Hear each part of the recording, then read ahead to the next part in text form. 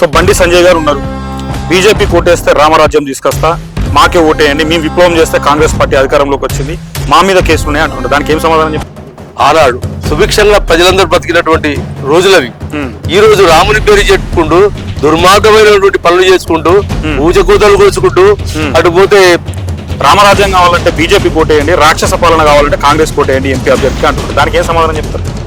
ఆనాడు నెహ్రూ గారే పంచవర్ష ప్రణాళికలను పెట్టి అలీలోద్యమాన్ని పెట్టింది ఆ రోజుల్లో ఆయన పెట్టిన ప్రపంచానికి స్ఫూర్తిగా. సో ఇప్పుడు ఎంపీ అభ్యర్థిగా కరీంనగర్ నుండి వెలిచెల రాజేంద్రరావు గారు పోటీ చేస్తూ ఉన్నారు.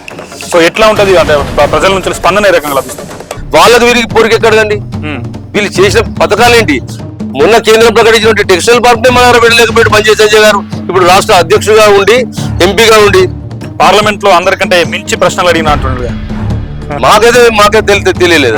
అలాంటిది అడిగినట్టు మా సిరిసిల్ల గురించి అభివృద్ధి చెందినట్టు మా సిరిసిల్ల గురించి పాయింట్ లేవనెత్తినట్టు మాకు ఎక్కడ కనపడలేదు. కొత్త వాళ్ళకి అవకాశం ఇవ్వద్దు అంటున్నాడు బండి సంజయ్ రాజేంద్రరావు గారు. ఇప్పుడు నువ్వేం చేయలేదు కాబట్టి కొత్త వాళ్ళని వద్దడానికి నీకు అధికారం అవకాశం లేదు. అదే ఇప్పుడు కొత్త వెలిచెల రాజేంద్రరావు గారు వాళ్ళ తండ్రి ఇంతకుముందు మంచి రాజకీయ నాయకుడు, నిస్వార్థ సేవా ప్రజా నాయకుడు. అతను ఇంతకుముందు జగిత్యాల్లో కరీంనగర్లో ఇండిపెండెంట్ గెలవడం జరిగింది. రాహుల్ గాంధీ గారు ఇప్పిస్తా అంటారు కదా. అయినప్పుడు మేము తప్పనిసరిగా మా కులాల తమాషా ప్రకారంగా మేము కాంగ్రెస్ వైపు మొగ్గు చూపుతాం. మేము కాంగ్రెస్ మేనిఫెస్టో అనుకోండి, అతడు ఇదివరకు 2 సార్లు ఓడిపోయినందుకే అనుకోండి, మేము చాలా ముందుకెళ్ళిపోయినాం. మరి నిజంగా కేసీఆర్ చెప్పే మాటలు నిజంగా మీ చిన్న స్థాయి కార్మికుల దాకా అట్లాంటి లాభాలు చేరే అనుకోవచ్చా? ఇప్పుడు ఎవరు ఇష్టంగా వారు ఆసాములు ఎవరి కష్టంతో వాళ్ళు నడుపుకుందరు. అవును. ఈ దౌర్భాగ్యమైన టీఆర్ఎస్ గవర్నమెంట్ వచ్చి ఈ కార్మికులకు ఆసాములకు బలవంతంగా బతుకమ్మ చీరలని రుద్ది ఆ అధికారుల అండతోని కొన్ని వందల భీములు కోసేయడం జరిగినది. బండి సంజయ్ గురించి ఏం చెప్తారు? బండి సంజయ్ గారు మీకు తెలియని చేసేది తక్కువ, చెప్పేది ఎక్కువ. రాముని పట్టుకోవాలి, సిరిసిల్లకి ఏం చేసిండు అంటే ఏమి రూపాయి పైసలు చేయాలి. వినోద్ కుమార్ చేతగానితనం. అవును. ఈయన గవర్నమెంట్ వాళ్ళ నుంచి అటుపోయింది. బండి సంజయ్ గారు ఈ విధంగా చేశారు. ప్రజలకు తెలుసు ఇవన్నీ. నమస్తే. పార్లమెంట్ ఎన్నికల దృష్ట్యా కరీంనగర్ పార్లమెంట్ లో ఉన్నటువంటి అన్ని నియోజకవర్గాలలో ఆ అభ్యర్థులు ప్రచారం చేసుకుంటా ఉన్నారు. ప్రస్తుతానికి రాజన్న సిరిసిల్ల జిల్లా కేంద్రంలో నేనున్నా మిత్రులారా. ఈ పట్టణానికి చెందినటువంటి కాంగ్రెస్ పార్టీ అధ్యక్షులు చొప్పదండి ప్రకాష్ మరియు కాంగ్రెస్ పార్టీ సిరిసిల్ల అధికార ప్రతినిధి మ్యాన ప్రసాద్ గారితో మాట్లాడే ప్రయత్నం చేస్తాం. ఎందుకంటే బండి సంజయ్ గాని, బోయినపల్లి వినోద్ కుమార్ గాని, వెలిచెల రాజేంద్రరావు గారు గాని వారి ప్రచారంలో ఒకరికొకరు డి అంటూ వాళ్ళు మాట్లాడుకుంటా ఉన్నారు. మరి నిజంగా పబ్లిక్ టాక్ ఎట్లా ఉందని మనం చూస్తానే ఉన్నాం 3 రోజుల నుండి. ఇవాళ ఈ పట్టణానికి సంబంధించిన కాంగ్రెస్ పార్టీ పట్టణ అధ్యక్షులు చొప్పదండి ప్రసాద్ గారితో మాట్లాడే ప్రయత్నం చేస్తా. నమస్తే ప్రకాష్ గారు. కాంగ్రెస్ పార్టీకి పట్టణ అధ్యక్షులుగా ఉన్నారు. మరి పట్టణం నుండి, సిరిసిల్ల పట్టణం నుండి కాంగ్రెస్ పార్టీకి మీరు ప్రచారం చేస్తున్న టైంలో ఎట్లాంటి స్పందన లభిస్తుంది? మాకు ఇంతకుముందు ఏదైతే మొన్న రాష్ట్ర ప్రభుత్వంతో ఏర్పడిన తర్వాత మా యొక్క గౌరవనీయులు ముఖ్యమంత్రి వర్యులు పిసిసి అధ్యక్షులైనటువంటి రేవంత్ రెడ్డి గారి ఏదైతే రాహుల్ గాంధీ, సోనియా గాంధీ గారు ఇచ్చినటువంటి 6 గ్యారంటీ పథకాలను మేము ప్రజల్లోకి దాదాపు ఇప్పటికే 4 తీసుకువెళ్ళడం జరిగింది. వారిపై మంచి స్పందన రావడం జరుగుతుంది. మాకు ఎన్నికలకు అదే పెద్ద అస్త్రంగా మేము మలుచుకోబోతున్నాము. ఎంపీ ఎన్నికలకు అట్లాగే కాకుండా ఏదైతే రాహుల్ గాంధీ గారు దేశం మొత్తానికి బీజేపీ అనుసరిస్తున్నటువంటి వైఖరికి నిరసనగా వారు ఒక 5 న్యాయ 25 గ్యారంటీ అనే మేనిఫెస్టో విడుదల చేసి ఎన్నికల్లో ముందుకెళ్తున్నాము. ఏదైతే వీరు బీజేపీ గత 10 సంవత్సరాల నుంచి పాలనలో ఉందో బలుగు బలహీన వర్గాలకు ఎలాంటి సేవలు అందకుండా ఉన్నత వర్గాలకే, అదాని అమ్మాయిలకే వాళ్ళు అన్ని దక్కేటట్టుగా చేసుకుంటూ పోతూ ఉన్నారు. పూర్వీకులు మన పండిత్ జవహర్లాల్ నెహ్రూ గారి నుంచి ఇందిరాగాంధీ గారు రాజీనామా రద్దు, పంచవర్ష ప్రణాళికలు అలాంటివి చేసిన తరుణంలో మోదీ గారు వచ్చి మొత్తము మన ప్రభుత్వ రంగ సంస్థలన్నీ ప్రైవేటు వ్యక్తుల పరం చేస్తూ ఉన్నారు. ఉదాహరణకు మన యొక్క ఆంధ్రలో విశాఖ ఉక్కే ఉదాహరణ. అలాంటిది కూడా ప్రైవేటు పరం చేయాలని భావిస్తున్న తరుణంలో మేము అందరికి న్యాయం జరగాలని, కాంగ్రెస్ పార్టీ అయితేనే అన్ని వర్గాలకు, అన్ని యొక్క కులాలకు న్యాయం చేస్తుందని చెప్పి నమ్ముకుంటూ మేము ఎలక్షన్లో ముందుకెళ్తా ఉన్నాం. సో బండి సంజయ్ గారు ఉన్నారు. బీజేపీ కోటేస్తే రామరాజ్యం తీసుకొస్తా, మాకే ఓటేయండి, మేము విప్లవం చేస్తే కాంగ్రెస్ పార్టీ అధికారంలోకి వచ్చింది, మా మీద కేసులు ఉన్నాయి అంటుంటారు. దానికి ఏం సమాధానం చెప్తారు? అసలు రామరాజ్యం అంటే ఏందండి? రామరాజ్యం ఎవరి సొత్తు కాదు, రాముడు వెళ్ళినటువంటి రాజ్యం ఇది. రాముని రాజ్యంలో అందరము సమైక్యంగా సమన్వయంతో మంచి పాలన అందించినటువంటి రాముడు ఆ రోజులలో ఎవరికి ఎలాంటి ఆపదలు వచ్చినా నేనున్నాను అనుకునే ఒక రాజ్యం వెళ్ళినటువంటి వ్యక్తి ఆనాడు సుభిక్షంగా ప్రజలందరూ బతికినటువంటి రోజులవి. ఈ రోజు రాముని పేరు చెప్పుకుంటూ దుర్మార్గమైనటువంటి పనులు చేసుకుంటూ ఊచకూతలు కూర్చుకుంటూ అటు పోతే అక్షంతలు అనుకుంటూ ఈ రామ మందిరం ఎవరి సొత్తు కాదు, దేవుడు ఎవరి సొత్తు కాదు. దేవుడికి ప్రతి ఒక్కరు మేము ప్రొద్దులేసి ఇప్పుడు ప్రస్తుతానికి నా ముఖానికి బొట్టు ఉంది చూడండి, అదే నిదర్శనము. ఈ సమయంలో కూడా నాకు బొట్టు ఉంది అంటే దానికి కారణము భక్తి. తప్పనిసరి హిందూ సాంప్రదాయంలో బొట్టు అనేది పెట్టుకుంటాము. దాన్ని ఏదో ఓట్ల కోసం సొమ్ము చేసుకోవడం అనేది పెద్ద విషయం కాదు, అది చెప్పవలసిన విషయం కూడా కాదు. అయితే ఇంకొక మాట మాట్లాడండి వేదిక మీద బండి సంజయ్, దీనికి మీరు సమాధానం చెప్పాల్సి ఉంటుంది. ఒక వేదిక మీద మాట్లాడుతూ రామరాజ్యం కావాలంటే బీజేపీ కోటేయండి, రాక్షస పాలన కావాలంటే కాంగ్రెస్ కోటేయండి ఎంపీ అభ్యర్థిగా అంటున్నారు. దానికి ఏం సమాధానం చెప్తారు? మనకు 47 నుంచి స్వతంత్రం వచ్చిన తర్వాత దాదాపు 60 సంవత్సరాలు కాంగ్రెస్ పార్టీ రాజ్యం వెళ్ళింది. అవును, ఏం రాక్షసత్వం కనిపింది? ఎంతమంది బలైనరు, ఎంతమంది కులాలు, ఎన్ని వర్గాలు అనసపడ్డాయి. ఆనాడు నెహ్రూ గారే పంచవర్ష ప్రణాళికలను పెట్టి అలీలోద్యమాన్ని పెట్టింది. ఆ రోజుల్లో ఆయన పెట్టిండు ప్రపంచానికి స్ఫూర్తిగా. ఇలా వీలు చేసేది వాళ్ళు ఆనాడే బాగ్రా నంగల్, నాగార్జున సాగర్ లాంటి డ్యాములు కట్టిరు. కొత్త ఒక డ్యామ్ కట్టిరా చూపెట్టమనండి. ఏం చేసింది ఏంది వీళ్ళు? దాదాపు ప్రవర్ధమానంగా మన తల్లిదండ్రులు ఏదైతే గట్క తిన్నారో ఇలా మనకు అన్నం తింటున్నాం మనం. అవును, అది కాలానుసారంగా జరగాల్సినటువంటిది అభివృద్ధి అనేది. మనంతటా మనం జరుపుకోవాల్సిందే. అదే విధంగా జరుగుతుంది. వీళ్ళు చేసిన కొత్తగా ఏం లేదు, ఏదో హోంపట్ అని చెప్పి ఇంద్రలోకాన్ని సృష్టించి మనం ఎంత కూర్చోబెట్టలేదు కదా. అవును, దానికి వాళ్ళు చెప్పుకోవడం మేము ఇట్లా చేస్తున్నాం అది గొప్పలు చెప్పుకోవడం తప్ప అది సామాన్యమైన విషయం అది వాళ్ళు చెప్పేది. సో ఇప్పుడు ఎంపీ అభ్యర్థిగా కరీంనగర్ నుండి వెలిశాల రాజేంద్రరావు గారు పోటీ చేస్తా ఉన్నారు. సో ఎట్లా ఉంటది అంటే ప్రజల నుంచి స్పందన ఏ రకంగా లభిస్తుంది? ప్రచారం మాకు ఇక్కడ గత 5 సంవత్సరాలు క్రింద వినోదరావు గారు అక్కడ ఎంపీ అయ్యారు. అవును, బండి సంజయ్ అయ్యండు. ఇంతకు ముందు ఉన్న ఎంపీ బండి సంజయ్, అంతకు ముందు వినోద్ కుమార్ అయ్యాడు. అవును, ఇప్పుడు ప్రస్తుతం 5 సంవత్సరాలు బండి సంజయ్ గారు. అంతకుముందు పొన్నం ప్రభాకర్ గారు. అవును, పొన్నం ప్రభాకర్ గారికి ఉన్న వీనికి వ్యత్యాసాలు, వారు పొన్నం ప్రభాకర్ గారు ఎంపీ ఉన్నప్పుడు మనకి ఇక్కడ ఒకటి ఈఎస్ఐ హాస్పిటల్ అని తెచ్చాడు. అవును, ఆ రోజు ఈ రోజు ఉన్నటువంటి మా యొక్క ఏసీసీ అధ్యక్షుడు మల్లికార్జున ఖార్గే రావడం జరిగింది. అవును అవును, అలాగే ఒక టెక్స్టైల్ పార్క్ కౌరు సాంబశివరావు తీసుకురావడం జరిగింది. అవును, ఇక్కడ ఒక విశ్వవిద్యాలయం పెట్టడం జరిగింది. అవును, ఇక్కడ ఒక రైల్వే స్టేషన్ పెట్టి రైలు నడిపేయడం జరిగింది. అలాంటివి ఎన్నో సంక్షేమ పథకాలు చేసినటువంటి ఆనాటి పొన్నం ప్రభాకర్ గారు వాళ్ళకి వీరికి పోరికి ఎక్కడండి? వీళ్ళు చేసిన పథకాలు ఏంటి? ఒక టెక్స్టైల్ పార్క్ మన దగ్గర ఉంటే మొన్న కేంద్రం ప్రకటించిన టెక్స్టైల్ పార్క్ నే మన దగ్గర పెట్టలేకపోయాడు బండి సంజయ్ గారు. ఇప్పుడు రాష్ట్ర అధ్యక్షుడిగా ఉండి ఎంపీగా ఉండి వారు మాకేం చేస్తారండి? సిరిసిల్లకు పార్లమెంట్ లో అందరికంటే మించి ప్రశ్నలు అడిగిన అంటున్నాడు. ఆయనకే తెలుసు అది ప్రశ్న. మాకైతే అందరికి మించి అడిగిన ప్రచారం ఆయన ప్రశ్న ఆయన లోపల మాట్లాడుకోవచ్చు. కాకపోతే మాకైతే అడిగినట్టు అడిగింది ఆయన మాకైతే తెలియలేదు. అలాంటిది అడిగినట్టు మా సిరిసిల్ల గురించి అభివృద్ధి చెందినట్టు మా సిరిసిల్ల గురించి పాయింట్ లేవనెత్తినట్టు మాకు ఎక్కడ కనపడలేదు. ప్రచార రథాలలో పెట్టుకొని మైకులలో అది సహజంగా ఇప్పుడు ఓట్ల కోసం కొట్లాడేటువంటి సమయం ఆసన్నమైంది కాబట్టి కొట్లాడడానికి ఏదో ఒకటి జిమ్మికి చేయాల్సిందే. అవును, జిమ్మిక్కుల భాగం అనుకోవచ్చు, అంతే, తప్పనిసరి. అంతకు ముందు కూడా వినోద్ కుమార్ గారు 5 ఏళ్ళ మాకు ఎవరికి తెలుసు అండి వినోద్ కుమార్? అసలు వినోద్ కుమార్ అని ఎంపీ ఉన్నాడా అనేది ఎవరన్నా అడిగి చెప్పగలుగుతారు? ప్రజలు తెలుసుకోండి. పొన్నం ప్రభాకర్ అంటే ఎంపీ, అరే కరీంనగర్ పార్లమెంట్ కొత్త వాళ్ళకి అవకాశం ఇవ్వద్దు అంటున్నాడు కదా బండి సంజయ్ రాజేంద్రరావు గారిని దృష్టి పెట్టుకుని. దానికి సమాధానం చెప్తాం. కొత్త వాళ్ళకి ఇప్పుడు నువ్వేం చేయలేదు కాబట్టి కొత్త వాళ్ళని వద్దడానికి నీకు అధికారం అవకాశం లేదు.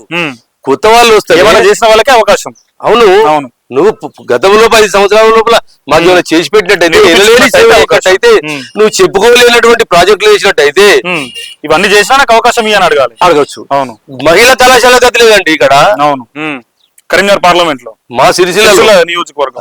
అవును, మీకు ఇంకేం చెప్పమంటారు? మీకు ఇంతకంటే దౌర్భాగ్యమైనటువంటిది అదే. ఇప్పుడు కొత్త వెలిచాల రాజేంద్రరావు గారు వాళ్ళ తండ్రి ఇంతకుముందు మంచి రాజకీయ నాయకుడు, నిస్వార్థ సేవా ప్రజానాయకుడు. అతను ఇంతకుముందు జగిత్యాల్లో కరీంనగర్ లో ఇండిపెండెంట్ గా గెలవడం జరిగింది. వారికి ప్రజల యొక్క మంచి చెడులు వారికి అవగాహన ఉంది. వాళ్ళ తండ్రి యొక్క ఆలోచన విధానం కొడుకు కూడా 90% సహజంగా వస్తూనే ఉంటుంటది. ఉమ్, కాబట్టి వారు చేయడానికి అవకాశం ఉంది. ఇప్పుడు ఉమ్, తప్పనిసరి వాళ్ళు చేస్తారు. ఎందుకంటే రాష్ట్ర ప్రభుత్వం ఉంది, అటు కేంద్ర ప్రభుత్వం కులగలన అంటుంది. కులగలన అంటే దాదాపుగా ఇప్పుడు మనకు ఏ కులానికైతే అన్యాయం జరుగుతుందో ఆ కులము ముందటికి వచ్చి ఆ కులానికి రావాల్సినట్టు వాటా, ఆ కులానికి రావాల్సినటువంటి ఉద్యోగాలు రాహుల్ గాంధీ గారు ఇప్పిస్తా అంటారు కదా. అవును. అయినప్పుడు మేము తప్పనిసరిగా మా కులాల దభాషా ప్రకారంగా మేము కాంగ్రెస్ వైపు మొగ్గు చూపుతాం. మేము ఉమ్, ప్రజలందరినీ కూడా మేము దాని గురించే విడమరి చెప్తాము, అడుగుతాము. ఉమ్, మీకు రేపు భవిష్యత్తు లోపల మీ కులాల ప్రకారంగా, మీ కులాల దమాషా ప్రకారంగా ఉద్యోగాలు కానీ మౌలిక వసతులు కానీ కల్పిస్తామని చెప్పి కాంగ్రెస్ పార్టీ తరఫున మేము కోరుతాము. ఉమ్, కాబట్టి తప్పనిసరి మాకు అవకాశాలు మెండుగా ఉంటాయి. అవును. మా యొక్క ఇన్ఛార్జ్ అయినటువంటి కేకే మహేందర్ రెడ్డి గారు ఉమ్, ఇంతకుముందు ఎప్పుడు కానీ మాకు దాదాపుగా ఇక్కడ చాలా తక్కువ శాతం ఓట్లు వచ్చేటివి. అవును. ఏదైతే కాంగ్రెస్ మేనిఫెస్టో అనుకోండి, అతడు ఇదివరకు 2 సార్లు ఓడిపోయినందుకే అనుకోండి, మేము చాలా ముందుకెళ్ళిపోయినాము. అవును. ఏదైతే చివరి దశలో అధికార దుర్వినియోగం, పైసల పంపిణీ చేయనట్టయితే మేము గెలిచేవాళ్ళమే. అవును, చాలా తక్కువ తేడా ఈసారి. అవును. అంతకుముందు 80,000 చిల్లర ఉంటే అవును. ఈసారి 29-28 తెచ్చినాం మేము. అంటే దాదాపు 15,000 తేడాతోనే గెలిచినట్టు అంతే కదా. అవును. ఇప్పుడు దాదాపు మేము మా మహేందర్ రెడ్డి గారి యొక్క ఆయన యొక్క నిరాడంబరతతో, ఆయన యొక్క కృషి వల్ల మేము ఇంత దూరం రాగలిగినాము. అవును. అవును. అది ఇప్పుడు ఇప్పుడు కేకే మహేందర్ రెడ్డి గారికి స్టేట్ లో కూడా ఒక మంచి అవకాశం వస్తారని కూడా ఒక టాక్ ఉంది. దాదాపు తప్పనిసరిగా రావాల్సింది అతని కష్టానికి. ఉమ్, మేమందరము ఆయనకు రావాలని భగవంతుని ప్రార్థిస్తా ఉన్నాము. ఉమ్, అతని సేవలు కూడా ఇప్పుడు సిరిసిల్ల లోపల వెలిచాల రాజేందర్ గారికి చాలా ఉపయోగకరంగా ఉంటాయి. ఉమ్, ఎలక్షన్ 3 నెలలు అవుతుంది కాబట్టి ఉమ్. తప్పనిసరిగా వెలిచాల రాజేందర్ గారు గెలుపు దిశగా వెళ్తారని చెప్పి కోరుతా ఉన్నాం. దాదాపుగా గెలిచే అవకాశాలు మెండుగా ఉన్నాయా? మెండుగా ఉన్నాయి. మెజారిటీతో గెలుస్తారు అనుకోవచ్చా? తప్పనిసరి. సో మీరు చెప్పండి ప్రసాద్ గారు, మీరు చేనేత కుటుంబానికి సంబంధించిన వాళ్ళే, పద్మశాలీలు చాలా ఉంటారు. సిరిసిల్ల అంటేనే @ చేనేత వర్కర్స్. మరి టెక్స్టైల్ కు సంబంధించిన ప్రాబ్లమ్స్ కూడా ఇక్కడ చాలా కీలకంగా ఉంటాయని నిన్నాం. మరి కేటీఆర్ ఏమంటున్నాడు అంటే సిరిసిల్లలో ఉరిశాలగా ఉన్న సిరిసిల్లను సిరిశాలగా చేసిన అని చెప్పేసి ప్రచారం చేసుకుంటా ఉంటారు కేటీఆర్ వాళ్ళు, ఆ పార్టీకి సంబంధించిన వాళ్ళు. సో మీరు కూడా అదే సామాజిక వర్గానికి చెంది ఉన్నారు, కాంగ్రెస్ లో పనిచేస్తా ఉన్నారు. మరి నిజంగా కేసీఆర్ చెప్పే మాటలు నిజంగా మీ చిన్న స్థాయి కార్మికుల దాకా అట్లాంటి లాభాలు చేరాయి అనుకోవచ్చా? గత రాజశేఖర్ రెడ్డి గారు ముఖ్యమంత్రిగా ఉన్నప్పుడు సిరిసిల్ల ప్రజల ఈ నేత కార్మికుల కష్టాలు, ఆసాముల కష్టాలు చూసి సబ్సిడీ కరెంట్ ఇవ్వడం జరిగినది చేనేత కార్మికులు. అవి నడుపుకునే వాళ్ళు. అప్పుడు ఎవరు ఇష్టంగా వారు ఆసాములు ఎవరి కష్టంతో వాళ్ళు నడుపుకుందరు. అవును. ఈ దౌర్భాగ్యమైన టిఆర్ఎస్ గవర్నమెంట్ వచ్చి ఈ కార్మికులకు, ఆసాములకు బలవంతంగా బతుకమ్మ చీరలని బలవంతంగా ఎవరి పని మేము నడుపుకుంటా అంటే భీములు కోసేసి ఈ 3 నెలల మురిపానికి ఏడాది పని చేతి నిండా ఉండే కార్మికులకు 3 నెలలు మాత్రం నడిపించే ప్రయత్నం చేసారు. ఆ అధికారుల అండతోని కొన్ని వందల భీములు కోసేయడం జరిగినది. అవునా? మీరు తెలుసుకోండి, ఏడీఆర్స్ కోండి, రికార్డ్స్ ఉన్నాయి, కేసులని. గత గవర్నమెంట్ లో 270 కోట్లు బకాయి ఉండే. మా గవర్నమెంట్ వచ్చిన తర్వాత పొన్నం ప్రభాకర్ గారు చొరవతో, మా రాష్ట్ర రవాణా శాఖ బీసంఘ చొరవతో మొన్ననే 50 కోట్లు రిలీజ్ చేయడం జరిగినది. దాని క్రమంలో ఆసాంలో చేరడం జరిగింది. ఆసాంలో ఖాతాలో చేరింది. ఆసాంలో ఫుల్ సంతోషంగా ఉన్నారు. ఇప్పుడు తదుపరి రేపో మాపో నేత కార్మికులకు, లేబర్స్ కు యారన్ సబ్సిడీ ఇవ్వడం జరుగుతుంది. పార్టీ తరఫున, కాంగ్రెస్ ప్రభుత్వం తరఫున గవర్నమెంట్ ఆర్డర్స్ మాకు బకాయి ఉన్నాయి. 8 నెలల నుంచి వెళ్ళి టీఆర్ఎస్ గవర్నమెంట్ రూపాయి ఇస్తలేదు. ఎందుకంటే ఎలక్షన్లు వస్తున్నాయి, పైసలు ఇస్తే వీళ్ళు ఎత్తారు వేయరు అని చెప్పి బ్లాక్ మెయిల్ రాజకీయం చేసుకుంటూ వాళ్ళ మెడల కండువాలు వేసుకుంటూ టీఆర్ఎస్ ప్రభుత్వానికి ప్రచారం చేయించారు వాళ్ళతో. మీరు అందరు కార్మికులు, ఆసాములు సేట్లతోని మేము డబ్బులు ఇయ్యం లేకపోతే మీరు ప్రచారం చేయకపోతే పెండింగ్ ఉన్న బిల్లు అట్లే ఆపేసిర్రు. దేవుని దయ వల్ల గవర్నమెంట్ వచ్చింది, బిల్లు సాగినాయి. మీకు తెలుసు ఖజానా ఎట్లుందో రాష్ట్ర గవర్నమెంట్ లో. అయినా మా పొన్నం ప్రభాకర్ అన్న గారు కష్టపడి మంత్రి గారిని, ముఖ్యమంత్రి గారిని ఒప్పించి నిన్ననే మొన్న 50 కోట్లు ఇవ్వడం జరిగింది. దానితో ఆసాం సంతోషంగా ఎన్నడూ ఫస్ట్ టైం ఆసాంల ఖాతాలు పడ్డాయి. ఎన్నడూ కూడా ఆసాంలో సంతోషం అంతా కూడా రాజేంద్ర రావు గారికి గెలుపు 100% ప్లస్. ఆల్రెడీ ఆసాములు సంతోషంగా ఉన్నారు. 100% కాంగ్రెస్ ప్రభుత్వానికి లాభం చేస్తారు వాళ్ళు. ఓట్లు వేసి మరి నెక్స్ట్ ఒక నేత కార్మికులకు రేపు ఒక చిన్న సమస్య అది క్లియర్ చేస్తున్నాం. కాంగ్రెస్ పార్టీ పక్షాన కాంగ్రెస్ పార్టీకి మెజార్టీ వస్తుంది పద్మశాల. మొన్ననే ఆల్రెడీ అన్నగారు అన్నట్టు మహేంద్ర గారు కష్టపడి 3,000 ఓట్లు 16,000 బ్యాంక్ తీసినాం. ఇప్పుడు మేము మెజార్టీ చేస్తాం సిరిసిల్ల కాడ ఎంపీ ఎన్నికల్లో ఎంపీ బ్రహ్మాండంగా. సో రాజేంద్రరావు గారికి గెలిచే అవకాశాలు కూడా ఎక్కువ, 100% గెలిచే సిరిసిల్ల అవకాశం. నుండి ఎక్కువ ఓట్లు రాజేంద్రరావు గారు వినోద్ కుమార్ తీసుకున్నారు. ఎవరు తెలియదండి. వినోద్ కుమార్ సంబంధం లేదు, ఆయన మూడో ప్లేస్. సో బండి సంజయ్ గురించి ఏం చెప్తారు? బండి సంజయ్ గారు మీకు తెలియదు, చేసేది తక్కువ చెప్పేది ఎక్కువ. రాముని పట్టుకోవాలి. సిరిసిల్లకి ఏం చేసిండు అంటే ఏం చెప్తారు? ఏమి రూపాయి పైసలు చేయాలి మాకు బండి సంజయ్. రూపాయి ఒకనాడు ఫైటర్ లేదు. నేను ఫైటర్ అంటుండు కదా, దేనికి ఫైటరు? ఫైట్ చేసిన ఒరతందుకు ఫైటరు. ఏం ఫైటర్? బండి సంజయ్ ఉరడానికి ఫైటర్, మాట్లాడతాం ఫైటర్. ఆయన మీకు తెలియదా? మాకు తెలియదా? మాట్లాడతాం కానీ ఏ ఒక్క రూపాయి చేసిండా పని అడుగులు నేత కార్మికులకు శాలలకు ఒక్క వర్క్ తెచ్చిండా? ఒక్క ఏమైనా ఆర్డర్ ఇప్పించిండా? ఉన్నది ఆల్రెడీ టెక్స్టైల్ పార్కు, దాని పరిస్థితి బాగాలేదు. అవును, దానికి ఆ క్లస్టర్ వరం ఇస్తే ఇలా మంచిగుండు సిరిసిల్లాదు. దాని వరంగల్ పడేసిండు. వరంగల్ ఎవరు రండి పద్మశాలి? అవును, అది ఏడుండాలి. చేనేత పద్మశాలి అంటేనే సిరిసిల్ల. అవును, సిరిసిల్ల కాడ ఇచ్చింది కాడ ఆయన వినోద్ కుమార్ చేతగానితనం. అవును, ఈయన గవర్నమెంట్ వాళ్ళది అటుపోయింది. బండి సంజయ్ గారు ఈ విధంగా చేసిండు. ప్రజలకు తెలుసు ఇవన్నీ, ప్రజలు గమనిస్తుర్రు. అవకాశం వచ్చింది ఇప్పుడు. బండి సంజయ్ కైనా వినోద్ కుమార్ కర్ర పెట్టి వాతలు పెడతారు.